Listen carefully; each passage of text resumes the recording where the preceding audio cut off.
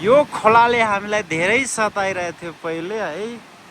अहिले चाहिँ पुल बनेछ, दामी पुल, नाइस।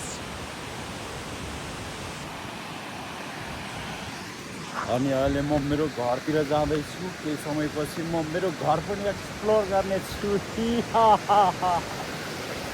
पहिलेको बाटो चाहिँ गोरेटो बाटो हालेको थियो होइन, हामी हालेको निस्किन्थ्यो। यहाँ एउटा रुट ढालेर होइन, काठ राखेर चाहिँ के पुल भन्छ हो त्यसलाई, हाम्रोतिर छोम भन्छ, त्यहाँदेखि हिँड्छ है।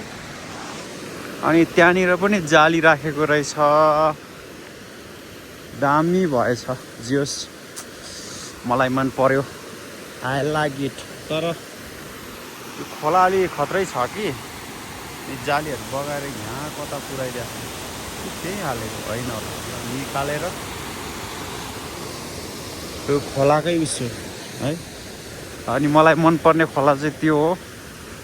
त्यो खोला चाहिँ कहिले पनि त्यस्तो उस गर्दैन है, बौदिँदैन। जति ठुलो पानी परे पनि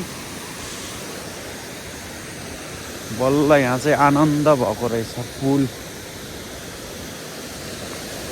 पुल पुल पुल पुल पुल दामी दामी दामी है।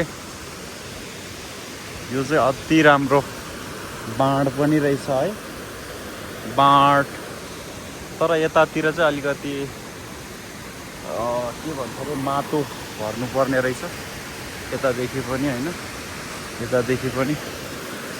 यो चाहिँ दामी भएको छ है, फेरि मलाई एकदमै मन पर्यो। यो खोला चाहिँ डेन्जर बढेर आउँछ कि, ट्याक्क लाएर, नाइस।